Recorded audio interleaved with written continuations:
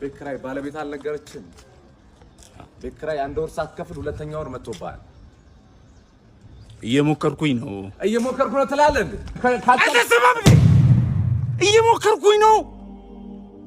ያንተን የቤት ኪራይ ልከፍል እየሞከርኩኝ ነው። የልጆች ትምህርት ቤት ልከፍል እየሞከርኩኝ ነው። የሚበሉት አጥተው እየሞከርኩኝ ባለቤትን አሟታል። ሰው አይደለ እንዴ? ይኸው ተመልከት። ይሄ የልጆች ጌም የሚጫወቱበት ልሸጥ እየሞከርኩኝ ነው። አስብ እንጂ ሁሉም ሰው እየሞከረ ነው በዚህ ሰዓት። እጁን አጣጥፎ የተቀመጠ ሰው አለ እንዴ? ታገሰኝ በቃ። እየሞከርኩኝ ነው።